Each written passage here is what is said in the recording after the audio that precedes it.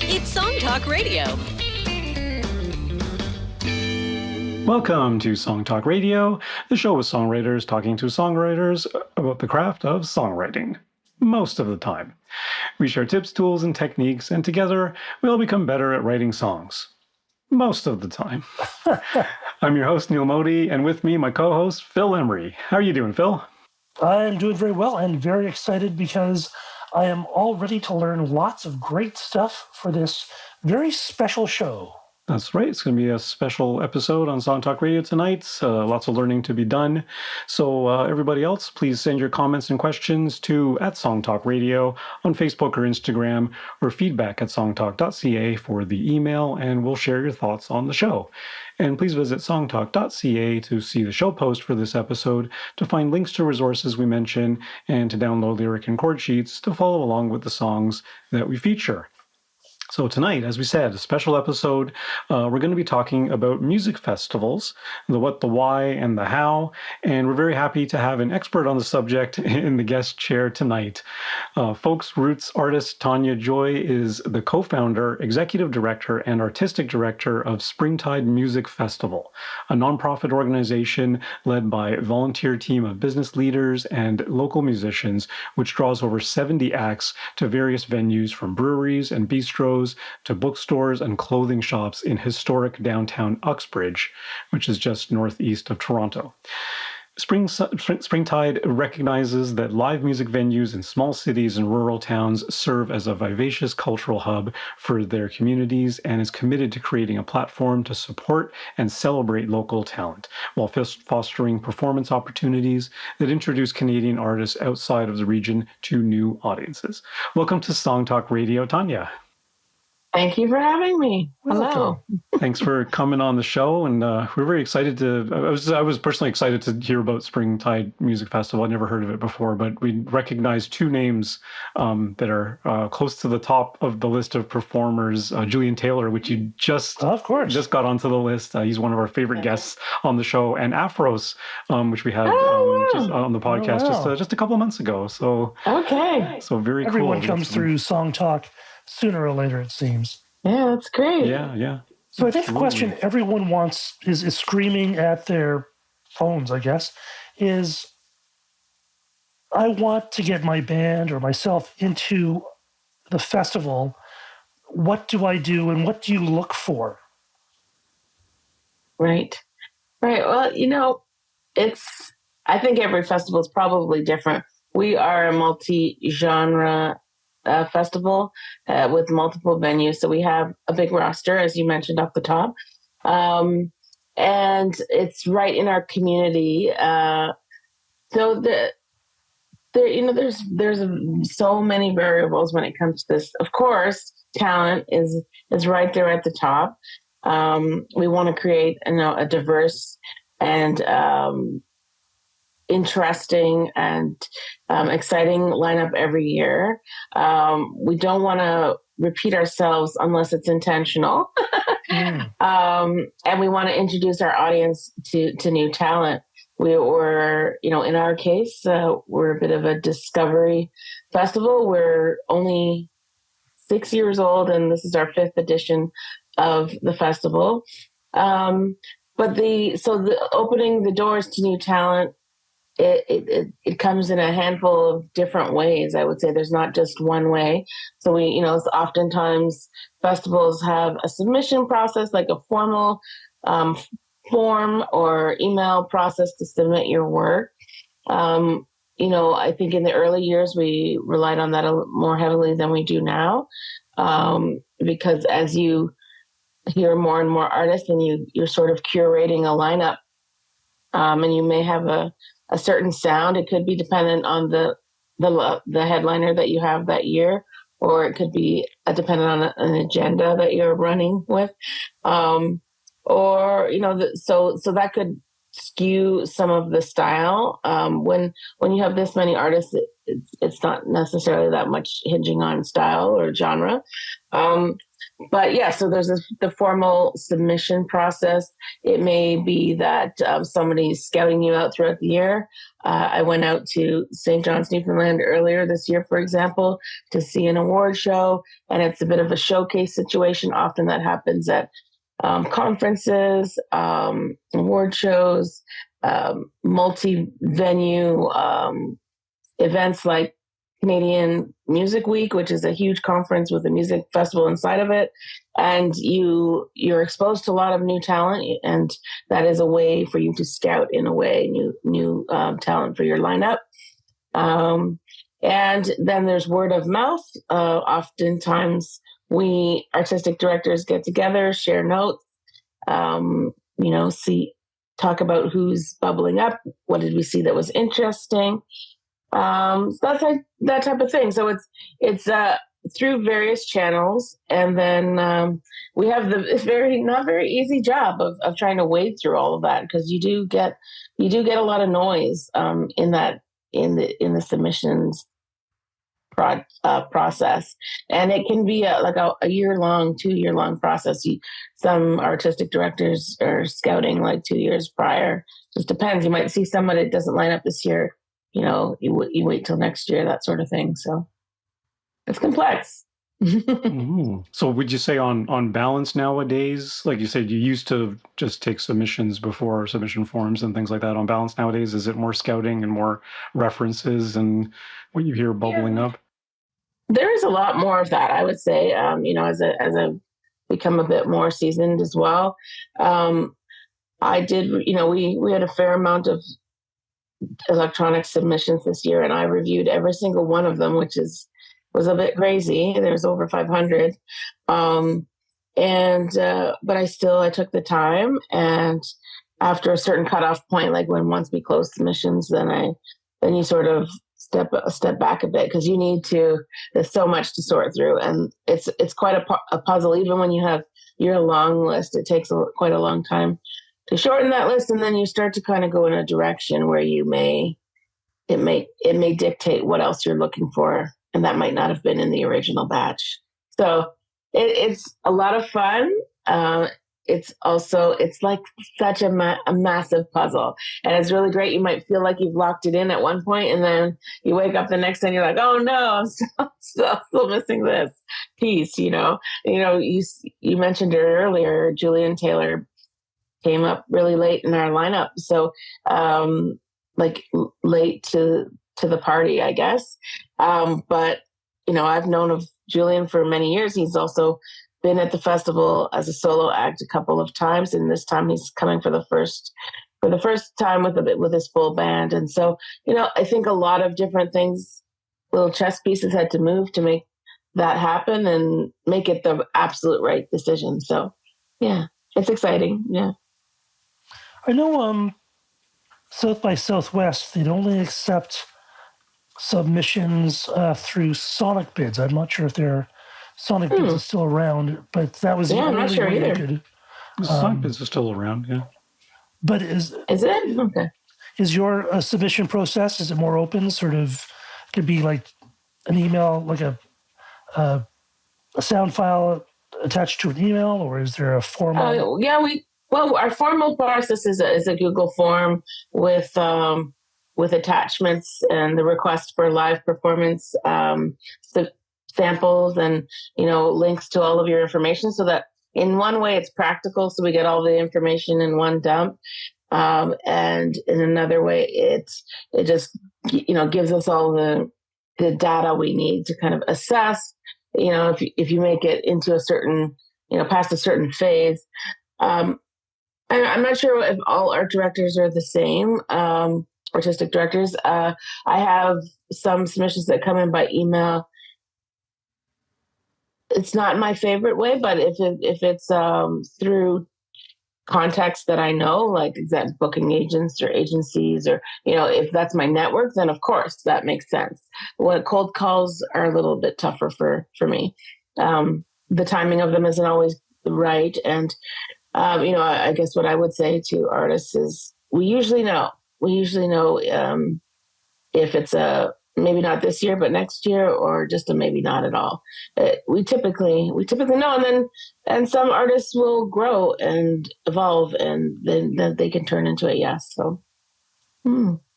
Like you say, there's quite a bit of noise, I guess, where you know pretty quickly that this is either a no or a not yet kind of thing. Yeah, exactly. Yeah. I'm actually grateful for that noise sometimes, because it makes it easier when it's a not yet.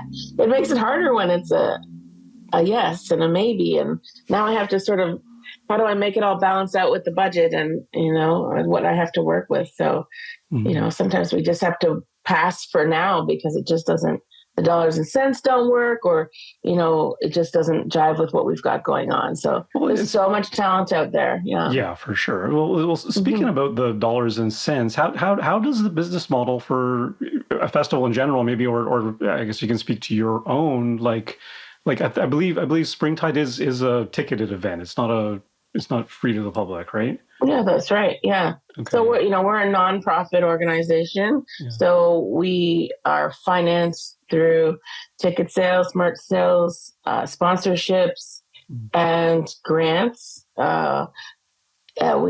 apply for a heck of a lot of grants to make it all work. And we're a small operation, so I've got a heavy pen. Let's say that. So all of those things work together to create the budget to try and put all of this together. And yeah, it's a challenge every year. I would say, production costs and things like that are, over the last few years, have been pretty challenging. Mm-hmm. And even volunteerism has been challenging in the last little while, post-pandemic. So mindsets have changed. Some of the core festival goers, their habits are changing, they're aging, things like that. So their preference for how they experience music is changing as well in some cases. So it's very interesting. And actually, as you sort of brought that up, the behaviors of ticket buyers is changing. So there's a lot more delay in the decision making, which sort of has a ripple effect on the whole ecosystem. And there's also a more of a particular, people are more particular about which shows and what they buy, and so they'll hesitate, and they're a bit more choosy, I guess. That's a result of the economy as well, where we're at in the economy. So how many shows are you putting on for each festival? Mm-hmm. So as I said, this year we have 65 acts and about 90 performances over 3 days. Wow. Is our festival. Yeah. You must have a huge team of volunteers. We don't. No? We don't. No. How many people are putting this whole thing together then?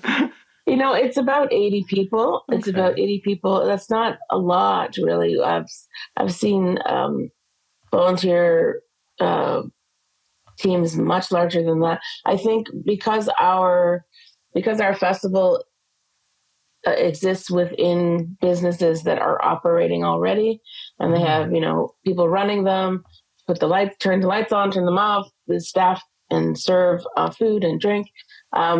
We're not tasked with as much. We do have an outdoor stage, and we do rent our historic music hall. So those, we take on the operations a little bit more in those instances.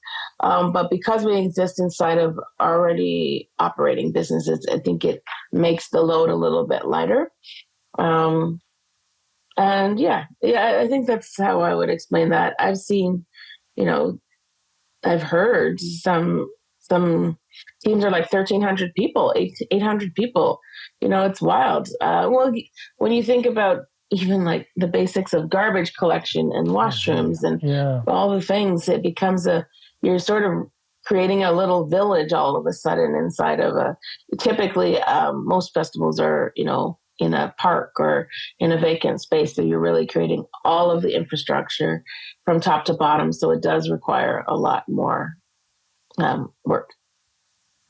How established do the artists have to be, or how established should the artists be before they approach a festival, do you think? Should they have already, like, is it important that they have to be able to fill a club already, or if they're just starting out, is that okay, or what are you looking for? I mean, for our festival, I think we have artists at different stages of their career.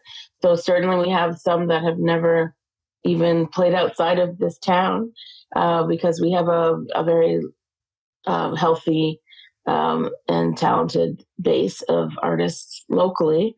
Um, so it's not obviously a requirement to be touring or to be filling 200-seater halls or anything like that. So we're trying to meet artists where they are in their process and appreciate them for what they bring to the table, the show that they bring, the relationship to the audience. I think that's more important than how successful they are. The word success in the music industry is an interesting one. So it's a really hard thing to measure.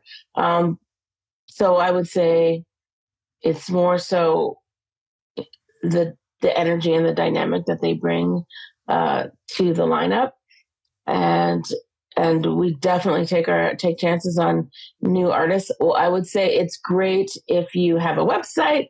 It's great if if you have a means to help us promote you. Love a live music video, like a live performance. If we are not able to see you in person, a recorded song and a recorded album is not a performance. They're two totally different beasts. So a recording doesn't tell the whole story. And if we're trying to book the performance, that's what we want to see. So that's, like, I guess the most important thing for me, to see, how are they out in the wild? How do they interact? And they all don't have to be the same. And depending on the room you're putting them in the context, they may need to be a certain type of performer, like one that engages with the audience in one instance, but then they don't really need to do that on a different stage where they can just put on a powerful rock show, and that's exactly what that space needs. So, I mean, I love that. I think it's just my personality, to have all of these different and eclectic artists, bringing their true selves to the lineup and to our audiences.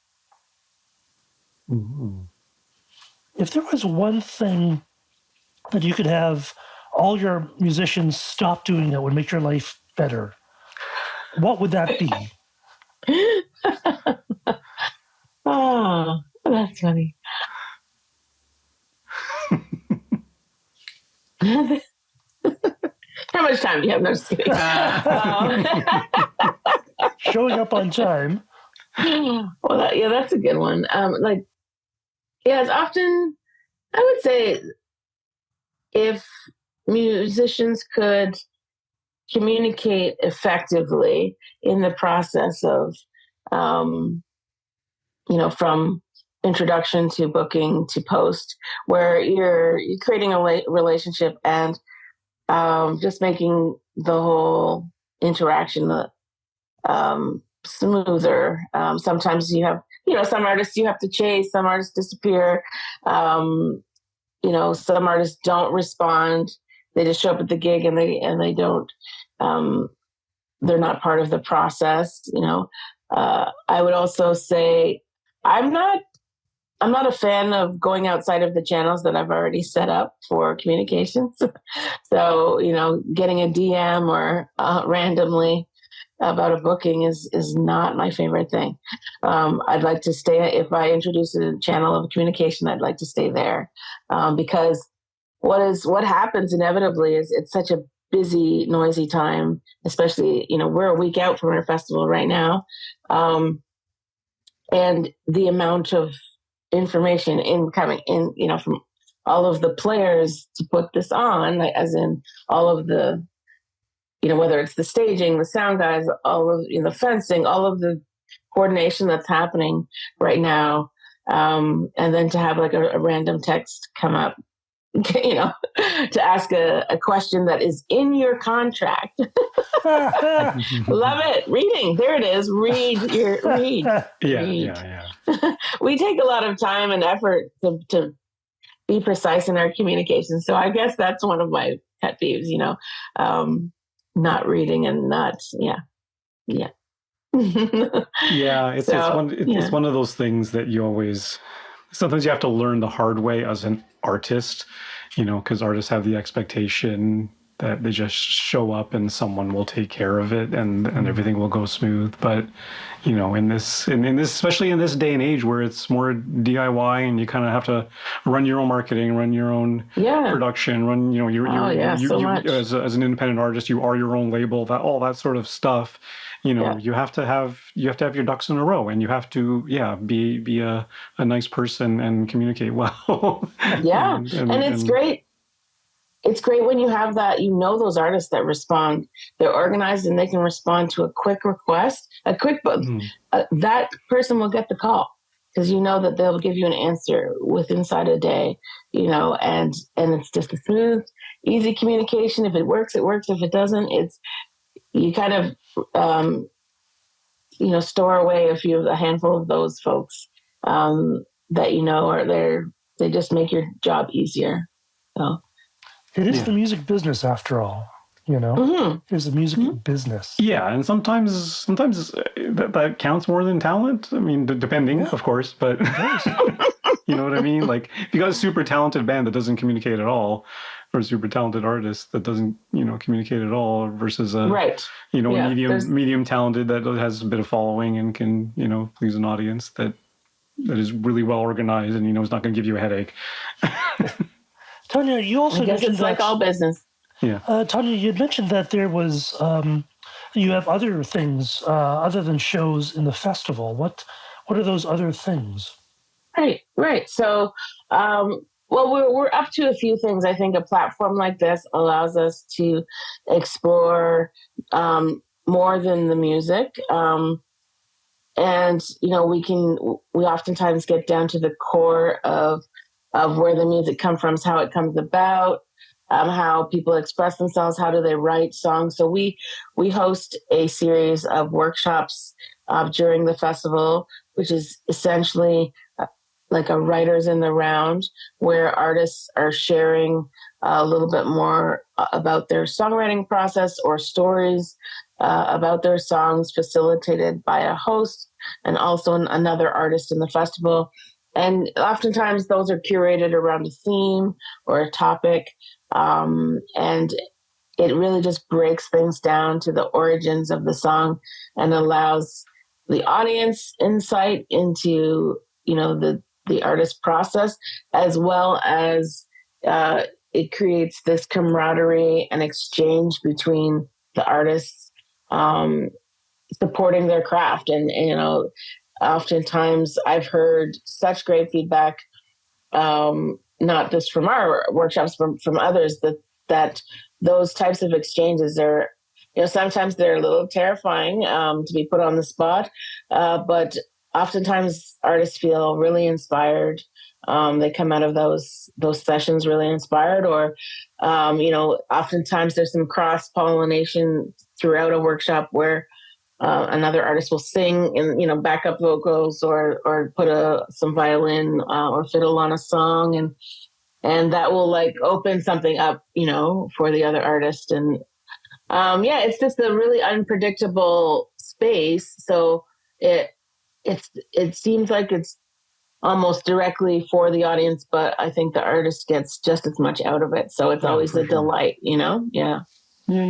Oh, that's very cool. That's something that's definitely a value add for everybody. In fact, for especially what other value adds do you give for the artist? Like, do they get good quality photo, video of their performance, that sort of thing, and a little bit of promo from your side? And definitely, I mean, we have some great photographers every year shooting the festival and featuring artists in our promo in future years. Videography, photography, Um, and I think we do a good job of promoting prior to the festival as well. So giving each artist a little feature and trying to tell their story and engage audiences to come and see them. So that's a bonus. And oftentimes we bring artists back. We've started to expand our programming throughout the year. So last year we brought an artist group called The Pairs from London, Ontario. It was their first time at our festival and they were a big hit. So we brought them back in the winter for a more intimate performance. And that seems to be a really successful activity. So we intend to do that again, giving some artists a little bit more of a feature or introducing bigger artists in the smaller, capacity, more intimate setting throughout the year. And this year we're actually starting an artist program to support some artists that we'll have staying for the full weekend and just adding a few hospitality perks and wellness items to their stay to, nurture them a little bit, have them slow down and smell the roses and get to know our town and get to know the folks and the independent business owners that we support and promote during their time here. So yeah, we're having a good time of it, learning how to treat each other well. I think it's a bit of a post-pandemic, requirement. It's really hard. It's a really hard industry. Artists are often running from one gig to the next in the same day. So we're hoping to spend more time with them and sort of give back to them in that way, so that they can breathe a little easier. What's it like as because you're a musician and a songwriter and a performer yourself? What is it like doing all the work for all these other people to perform? Does it ever kind of make you go, I want to be up there? Well, I mean, oftentimes I do perform as well during the festival. I'm not doing that this year. But I think that it's more fun to be in the background in this way, in this instance, to help just create this platform for other artists or artists who aren't getting recognized. Or, we have a very diverse lineup. We're intentionally 60-40 female and gender diverse to male this year. We have a lot of Indigenous, Black, Asian, queer artists that we're highlighting. So it's I feel like we're lucky and it's a privilege to be given this opportunity. So when I get to do things like that and when our team gets to support, initiatives like that, it just feels so good. So I'm happy to stand in the background of on anything like that and open the door for some artists. Yeah, absolutely. I mean, I'm sure you're a fan of everyone who's coming on for stage, sure. right? Oh, definitely. We have Begonia coming from Winnipeg this year. Julian Taylor, I've known for many years. We've played together. I'm a huge fan. At the same time, there's so many. It's a great opportunity to bring people from across Canada, from across Ontario, and then as I was saying with trying to create a space for them to spend more time, giving them that opportunity to hang out with one another and see each other and cheer each other on. It's great. Yeah. Yeah, they become fans of each other too and everything. Great. What about the businesses that you're engaging with, like the bistros and the bars and everything like that? How are they to work with in the town? Oh, great. So that's great. So when we started, our mandate was to support local musicians and local businesses. So we have a 750 meter strip of downtown. And really, especially during the pandemic, post-pandemic, we actually put on a free version of the festival in sort of like over across a few weekends on patios. And we made that free so that we could just give back a little bit. I think as an independent business owner, it's so tough. We have some great businesses, great owners. We want to kind of give back and highlight them and introduce people to, their great businesses, services, restaurants. So we are a tight-knit community. There's a lot of collaboration on different events. And at this time of the year, it's like all hands on deck, and everybody's smiling. Everybody's looking forward to it. And as you know, this is our 5th full festival. So I think the energy is even higher. People are expecting it. It's interesting to get to this little bit of a milestone and see how cooperative and how joyful it really is. Like the town owns it. It's a team effort. It's amazing. Yeah, wow. Mm-hmm. It's a really great idea. Like you say, you don't have the logistical nightmare of doing it in a great big field somewhere or something, and you get to prop up all these local businesses and everything. Right. That's really kind of amazing. It's very community driven, and I think that's the core of it. And we filter a lot of our decisions through that. How does it affect the community? How does it support the businesses and the artists? So yeah, it's a joy to work on. Mm-hmm. What a great thing. Yeah. I wish I was in Uxbridge, but... Come on down anytime. I mean, you have a longer flight right now, but... a bit of a long flight, yeah. Yeah, and certainly anyone in Toronto, myself included, definitely worth the drive. Be a pleasure to check that out. Yeah, for sure. Okay, come say hi. Yeah, for sure. And I think that's all the time we have on Song Talk Radio. I'm hearing the band there. So special thanks to Tania Joy. Where can our listeners find out more about the Springtide Music Festival? Right. So we're at springtidemusicfestival.com online and on our social channels at Springtide Music Fest. So yeah, come say hi, come to the fest. There's still time to get tickets. We're 1 week away, and we'd love to have you in our small town. Awesome. Wow. And it looks like a great lineup from my point of view. Okay. Thank you. We want to hear from you too, so please send us your comments on Facebook or Instagram to @SongTalkRadio, or send us an email, feedback@songtalk.ca. And be sure to check out our YouTube channel for live performance videos and full episodes, and subscribe today to the Song Talk Radio podcast on your favorite podcast provider. You can find links to all the products, books, and web services we mention on the show on our resources page on the website. And please visit us at our next monthly Song Talk meetup. Whether you're in Toronto for our in-person meetups or anywhere in the world for our online meetups, it's free to join on meetup.com and free to attend. Bring a song and a lyric sheet and get constructive feedback from other songwriters. Stop by songtalk.ca for the link. You can follow me at neilmodi.com. You can follow Phil. philemery.ca. And Tania, what's the festival's main social media channel? At Springtide Music Fest. On where do you guys post the most? Oh, Instagram, yeah. Sure. Yeah, makes sense. Everyone loves the Instagram. Everyone loves the gram. Okay, be sure to stop by the website songtalk.ca to browse past shows and find out how you can be a guest. Thanks for tuning in, and keep on writing. Good night, everyone.